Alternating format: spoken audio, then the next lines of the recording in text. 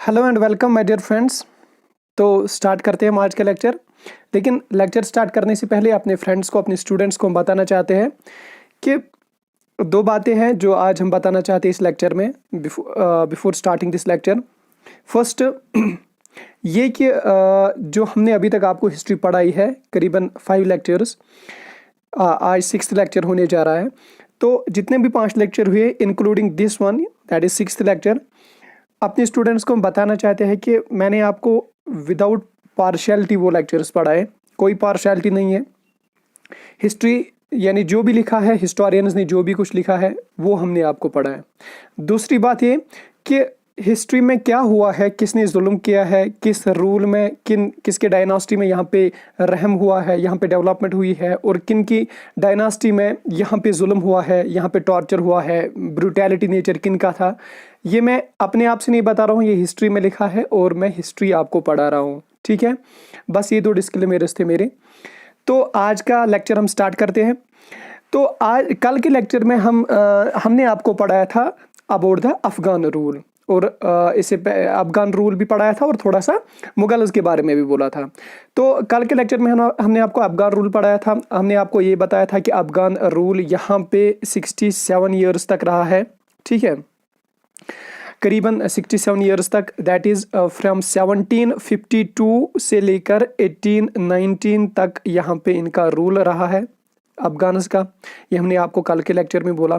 हमने आपको ये भी बोला कि यहाँ पे 28 जो इनके गवर्नर्स थे, या दुरानी सूबेदार्स जो आप इनके नाम से जानते हैं, दुरानी सूबेदार्स जो थे, यहाँ 28 गवर्नर्स इनके थे, यहाँ पे उन्होंने रूल किया regarding in the Afghan rule. Afghan rule में 28 गवर्नर्स ने यहाँ पे रूल किया, या आप 28 गवर्नर्स का हो या 28 दुरानी सूबेदार्स का हो। लेकिन कमेंट सेक्शन में कल किसी बच्चे ने कमेंट लिखा था, सर अगर अफगान के 28 गवर्नर्स यहाँ आए तो मुगल्स के कितने थे? तो उनको हम बताना चाहते हैं कि मुगल्स के 35 गवर्नर्स ने यहाँ पे रूल किया। ठीक है, कहाँ से कहाँ तक?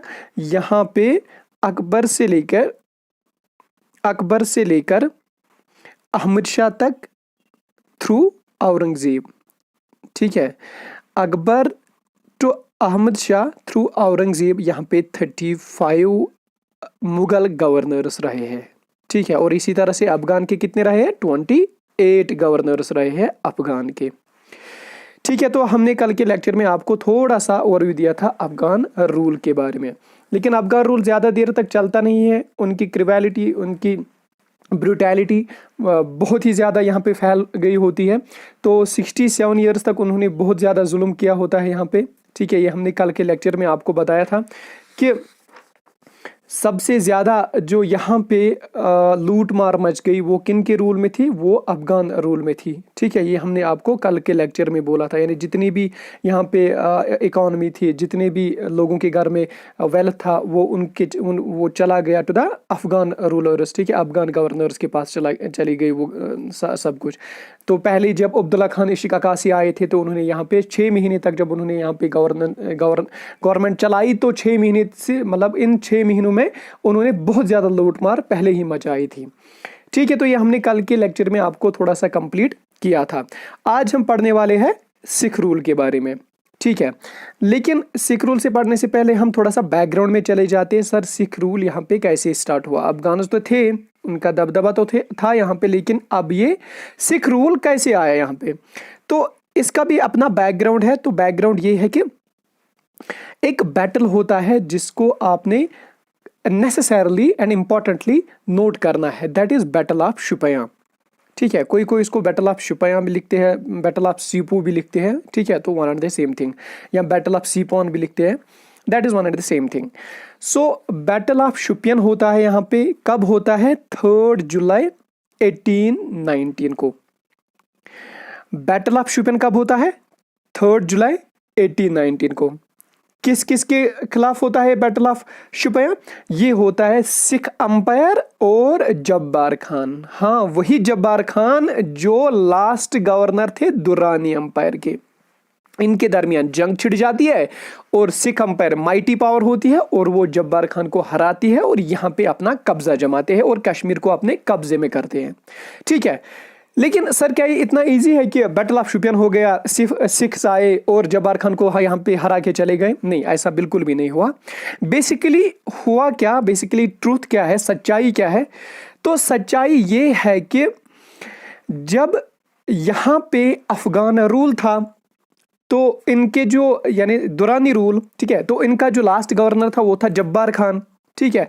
लोग बहुत ज़्यादा तंग आ चुके थे, लोगों पे बहुत ज़्यादा जुल्म होता था, लोगों पे तशद्दुद होता था, और लोग अब तशद्दुद, ये जुल्म, ये इनजस्टिस, ये क्रूएलिटी, ब्रुटैलिटी अब बर्दाश्त नहीं कर पाते थे, ठीक है।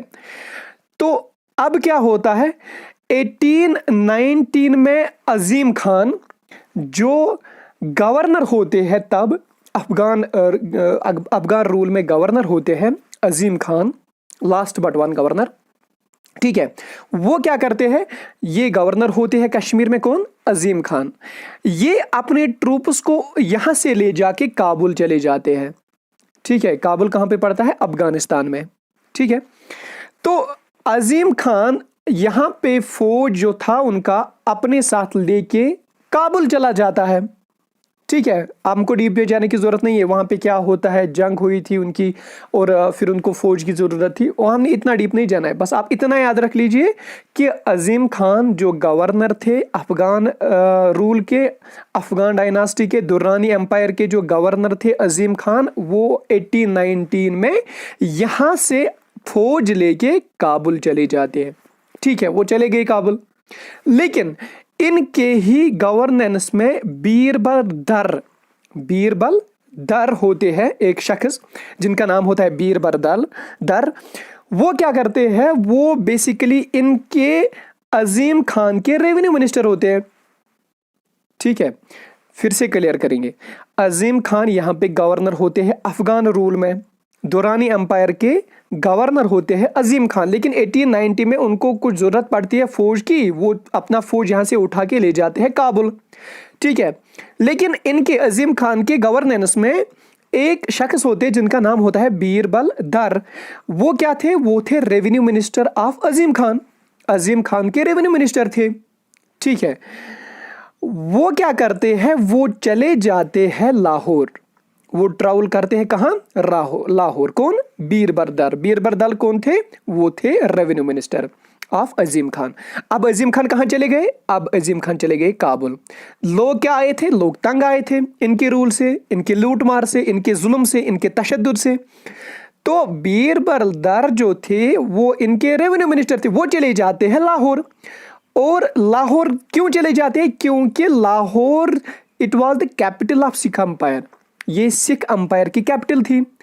और ये बीरबल दर जाते हैं लाहौर और वहां पे महाराजा रंजीत सिंह को रिक्वेस्ट करते हैं, अर्जदाश्त होते हैं, उनको रिक्वेस्ट करते हैं, कहते हैं कि सर महाराजा रंजीत सिंह साहब आप हमें मदद कीजिए, आप प्लीज कश्मीर आइए और वहां कश्मीर को एनेक्स कीजिए, कश्मीर को फतह कीजिए, क्योंकि कश्मीर में अभी फौज भी नहीं है और गवर्नर भी नहीं है, ठीक है। अजीम खान ने फौज ले गया अपने साथ और यहां पे किसको गवर्नर बनाया? यहां पे गवर्नर बनाया जब्बार खान को। लेकिन फौज जितने भी थी, यहां कुछ कम फौज रह गई कश्मीर में, लेकिन बहुत ज्यादा फौज जो थी, मेजॉरिटी जो फौज थी वो चली गई कहां? काबुल, ठीक है। कौन जाते हैं? बीरबल जाते हैं किसके पास? महाराजा के पास। कहां जाते हैं? लाहौर। क्यों? क्योंकि लाहौर सिख की कैपिटल होती है, सिख अंपायर की कैपिटल होती है। अब ये महाराजा रंजीत सिंह कौन थे? महाराजा रंजीत सिंह को फाउंडर ऑफ सिख अंपायर कहा जाता है, ठीक है। इस बात को नोट कीजिए, यहां पे महाराजा रंजीत सिंह को फाउंडर ऑफ सिख अंपायर कहा जाता है, ठीक है। और कल को आपके एग्जाम में क्वेश्चन आ सकता है, शेरी पंजाब किसे कहते हैं? तो शेरी पंजाब किसे कहते हैं? शेरी पंजाब महाराजा रंजीत सिंह को बोलते हैं, ठीक है। महाराजा रंजीत सिंह को तखल्लुस लकब मिला है, क्या?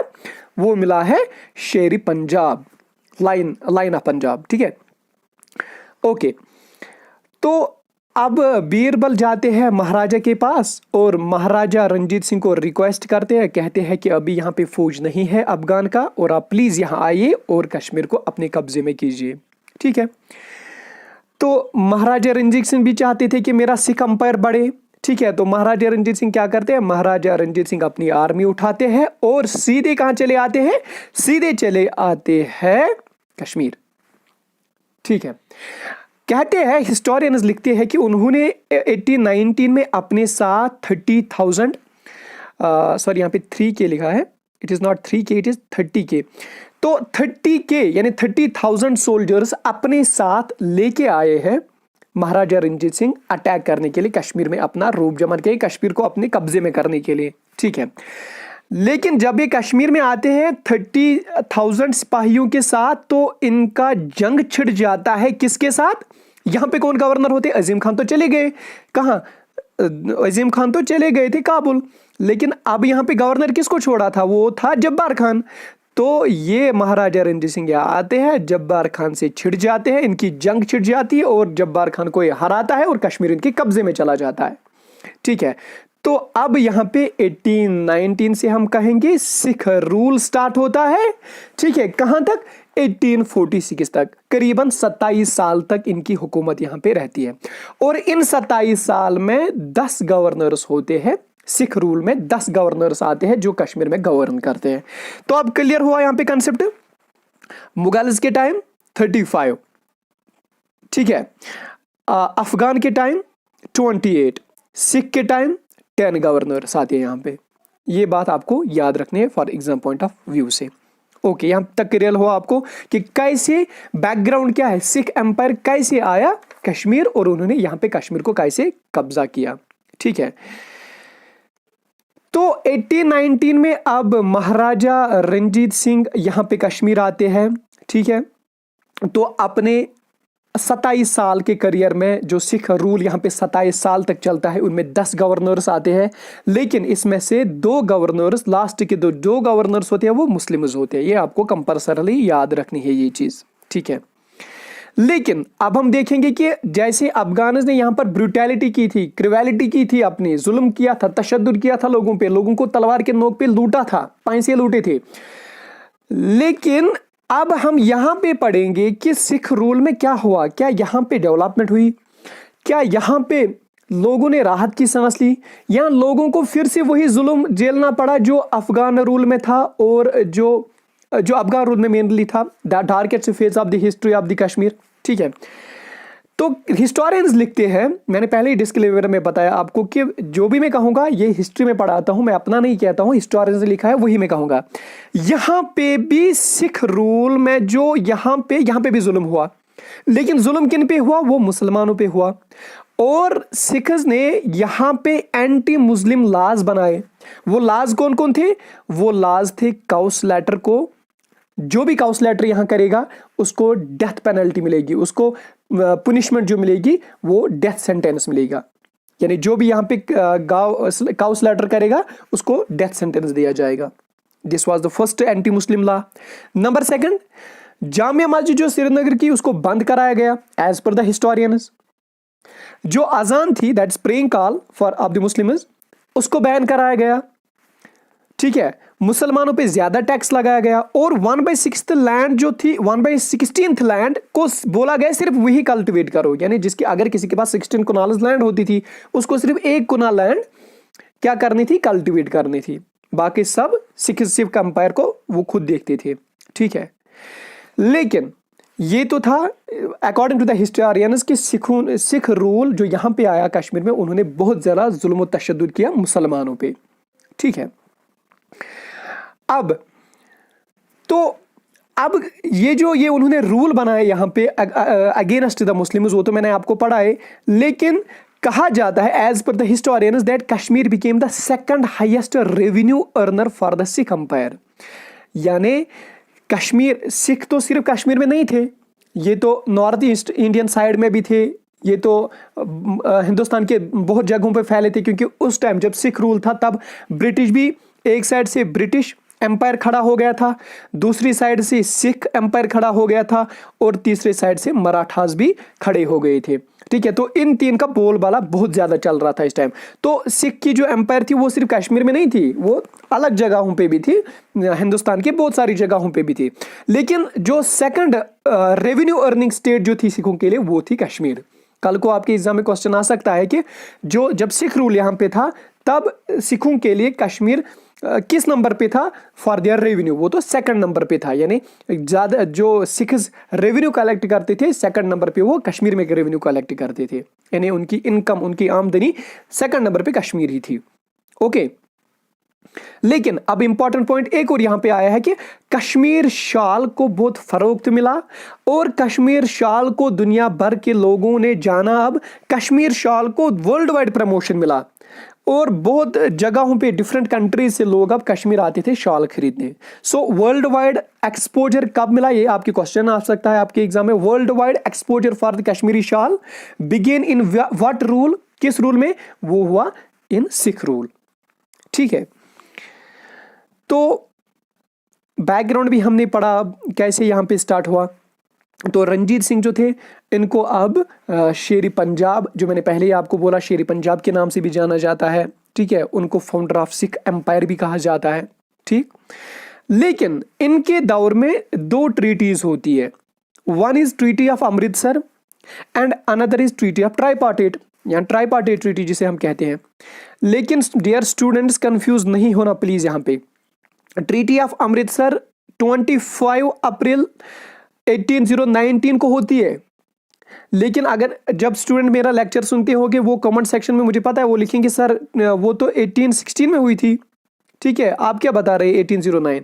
लेकिन my dear friends, my dear students, वो ट्रीटी ऑफ अमृतसर दूसरी ट्रीटी है जो गुलाब सिंह के साथ होती है। लेकिन this is the treaty of Amritsar 1809, इसको ब्रैकेट में लिखा करो, ट्रीटी ऑफ अमृतसर 1809। एक तो है treaty of Amritsar 1845, I think so 1845, yes, treaty of Amritsar 1845, वो तो डिफरेंट ट्रीटी है। लेकिन this is treaty of Amritsar 1809। तो स्टूडेंट्स यहां पे आपको कंपल्सरली याद रखना है ट्रीटी ऑफ अमृतसर 1809 ब्रैकेट में लिखना जरूरी है। तो ये दो treaties, that is treaty of Amritsar 1809 and treaty of tripartite, ये दो ट्रीटीज रंजीत सिंह खुद करते हैं। ठीक है, अब पहली बात treaty of Amritsar. Treaty of Amritsar होती है महाराजा रंजीत सिंह और मैटकैलिफ, चार्ल्स मैटकैलिफ के द्वारा इनके दरमियान, रंजीत सिंह और मैटकैलिफ के दरमियान होती है क्या, रंजीत सिंह और मैटकैलिफ के दरमियान होती है, शाबाश, ट्रीटी ऑफ अमृतसर। ओके, तो इस ट्रीटी में क्या कहा जाता है, क्यों होती है ट्रीटी ऑफ अमृतसर, चलो इसके बैकग्राउंड में हम चले जाते हैं। ट्रीटी ऑफ अमृतसर में यह कहा गया कि जो सिख अंपायर है वो सतलज रिवर जो है वो क्रॉस नहीं करेगा, यानी सतलज रिवर के बाद वो किसी भी स्टेट को, किसी भी एरिया को एनेक्स नहीं करेगा, छेड़खानी नहीं करेगा उसके साथ, यानी उसकी अथॉरिटी फिक्स कर दी गई, यानी बाउंड्री लिमिट जो बनाया गया, एक्चुअली बाउंड्री लिमिट बनाया गया किस किस के दरमियान, ब्रिटिश और सिख के दरमियान। यानी ब्रिटिश और सिख के दरमियान एक मुहादा होता है, एक एग्रीमेंट होता है कि यानी जो सिख है वो सिर्फ कन्फाइंड रहेंगे, वो लिमिटेड रहेंगे अप टू द सतलज, और सतलज के बाद वो नहीं जा सकते। नॉर्थ में उनको जो करना है करे, लेकिन साउथ में वो सतलज तक ही जा सकते हैं। ठीक है, तो इसी वजह से ये ट्रीटी हो गई थी। बेसिकली इसका बैकग्राउंड थोड़ा सा डिफरेंट है, मराठास का वार होता है ब्रिटिश के साथ, ठीक है, और फ्रेंच की थोड़ी सी खौफ होता है ब्रिटिश को, तो इस वजह से ये ट्रीटी होती है, इस वजह से ये मुहादा होता है। आपको उस बैकग्राउंड में जाने की बिल्कुल भी जरूरत नहीं, क्योंकि we are not dealing with the Indian history, हम कश्मीर की हिस्ट्री पढ़ते हैं, बस आपको इतना सा याद रखना है। ठीक है, तो मैटकैलिफ, चार्ल्स मैटकैलिफ और रंजीत सिंह के दरमियान अब ये मुहादा होता है। इस मुहादे में सिर्फ ये कहा जाता है कि आप बस कन्फाइनड रहो, यानी रंजीत सिंह को यह बताया जाता है कि आपकी बाउंड्री जो है वो सतलज रिवर तक है, बस सतलज रिवर को क्रॉस नहीं करना और यहां से आके हमें हमारी इंटरफेयर नहीं करना हमारे अफेयर्स में। ठीक है, बस ये कहा गया है इसमें। और दूसरी उसने खुद साइन की है treaty, that is tripartite treaty. Tripartite mean जो तीन जनों के दरमियान हो, तीन लोगों के दरमियान हो ट्रीटी, उसको ट्राइपार्टेट कहते हैं। तो बिल्कुल ये ट्रीटी ट्राइपार्टेट थी, एक तो ब्रिटिश के लोगों के दरमियान, दूसरा अफगान के साथ और तीसरा सिख के साथ। इन तीनों के दरमियान ये ट्रीटी हो गई थी 1838 में। दैट इज इसको ट्रीटी ऑफ ट्राइपार्टेट कहते हैं। इस ट्रीटी में क्या बोला गया, इस ट्रीटी में कौन कौन से कंडीशंस रखे गए, इस ट्रीटी में एग्रीमेंट में क्या क्या लिखा गया, वो बिल्कुल भी आपको याद रखने की जरूरत नहीं है, वो एग्जाम पॉइंट ऑफ व्यू से आपको नहीं पूछा जाएगा।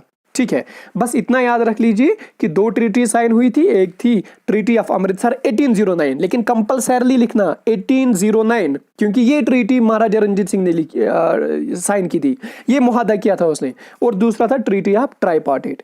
जो अलग ट्रीटी है, ट्रीटी ऑफ अमृतसर 1845, ठीक है, वो किस किस के साथ होते हैं वो हम आपको बाद में पढ़ाएंगे जब हम वहां पे पहुंचेंगे। ठीक है, तब क्या होता है, तब सिख क्रॉस करते हैं रिवर सतलज और थोड़ी सी छेड़खानी करने लगते हैं सतलज के आगे भी, और फिर इसके बाद एंग्लो सिख का वार हो जाता है 1845 में, तब फिर ट्रीटी बनती है। और फिर उसी ट्रीटी में हम पढ़ेंगे गुलाब सिंह पिक्चर में आते हैं, गुलाब सिंह 75 लैक्स में कश्मीर खरीदते हैं, वो हम बाद में पढ़ेंगे बाद वाले लेक्चर में। लेकिन फिलहाल आप ट्रीटी ऑफ अमृतसर 1809 ये वाली ट्रीटी आप याद रख लीजिए। सो ट्रीटी ऑफ अमृतसर कब हो जाती है, 25 अप्रैल 1809 को। और treaty of tripartite Anglo Sikh and Afghan, इनके साथ ये ट्राइपार्टेट ट्रीटी जो होती है ये कब होती है, 1838 को। बस इतना आपको याद रखना है। तो अब सिख रूल स्टार्ट होता है। अब महाराजा रंजीत सिंह बिल्कुल the founder of Sikh empire, ठीक है, इनके बारे में अब हम थोड़ा सा यहां पे पढ़ेंगे जो एग्जाम पॉइंट ऑफ व्यू से आपको आ सकता है। पहले उन्होंने 2 ट्रीटी साइन की, that is treaty of Amritsar 1809 and tripartite treaty, अभी तक हम यही बता रहे थे, ठीक है।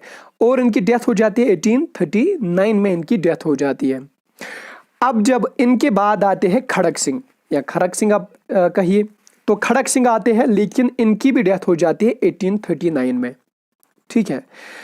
और खड़क सिंह के बाद आते हैं उनके बेटे नौनिहाल सिंह। नौनिहाल सिंह बेचारे की भी डेथ होती है 1839 में, ठीक है। 1839 से 1840 तक ये रूल करते हैं, लेकिन इसी बीच में इनकी डेथ हो जाती है, ओके। लेकिन जो नौनिहाल सिंह है, नौनिहाल सिंह की जो मदर होती है वो थी चांद कौर, ठीक है। तो चांद कौर अब किनकी पत्नी थी, वो थी खड़क सिंह की बीवी, ठीक है। ये यहां बोले आप मदर ऑफ नौनिहाल सिंह, ठीक है। तो उनके वो प्रेग्नेंट होती है तब, तो उनके पेट में 2.5 महीने का बच्चा होता है, ठीक है। तो फिर लेकिन वो समय उसको बनाया जाता है ये, लेकिन ये जो चांद कौर जो मैंने आपको बोला, जो नौनिहाल सिंह की मदर होती है या खड़क सिंह की पत्नी आप कहिए, चांद कौर, वही तख्ते पर बैठती है। उसको वो क्यों तख्ते पर बैठती है, वो क्यों राज संभालती है, सिख अंपायर संभालती है, क्योंकि उसके पेट में बच्चा होता है जो बिल्कुल 2.5 महीने का होता है। She wanted to wait till her birth, और फिर उसी को वो लोग राजा, सिख अंपायर के राजा घोषित करते, ठीक है। लेकिन अनफॉर्चुनेटली क्या होता है, जब वो उनका बच्चा जन्मता है, लेकिन वो डेड बॉर्न होता है, वो मरा हुआ बच्चा पैदा होता है, ठीक है, ठीक है। तो नौनिहाल सिंह के बाद उनकी मदर आती है चांद कौर। चांद कौर उनके बाद फिर आते हैं शेर सिंह 1841 से 1843 तक, ठीक है। और शेर सिंह कौन होते हैं, शेर सिंह होते हैं सन ऑफ रंजीत सिंह, महाराजा रंजीत सिंह के एक और बेटे होते हैं शेर सिंह, वही आते हैं 1841 से लेकर 1843 तक। इसके बाद आते हैं दुलीप सिंह। दुलीप सिंह कौन होते हैं, दिलीप सिंह भी रंजीत सिंह के बेटे होते हैं, लेकिन उनकी जो मदर होती है वो होती है रानी जिंदन, रानी जिंदन या जिंदन कौर आप कहिए।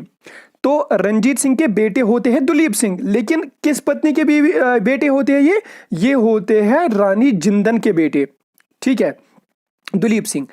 तो दुलीप सिंह आते हैं 1843 से 1846 तक, ठीक, जब ये सिर्फ 5 साल के होते हैं तब आते हैं, ठीक है। लेकिन उनकी मदर एज ए रिजेंट काम करती है, वही तख्ते पर बैठती है, लेकिन सारा कुछ हुकूमत संभालते हैं उनकी मॉम, उनकी मदर, लेकिन दुलीप सिंह एज ए राजा थे उस टाइम, ठीक है। और उनके वजीर जो थे वो थे हरी सिंह डोगरा, लेकिन उनके वजीर जो हरी सिंह डोगरा थे उनको मर्डर किया जाता है 1844 में, ठीक है। इसके बाद जवाहर सिंह आते हैं नए वजीर, लेकिन जवाहर सिंह की डेथ भी हो जाती है 1845 में।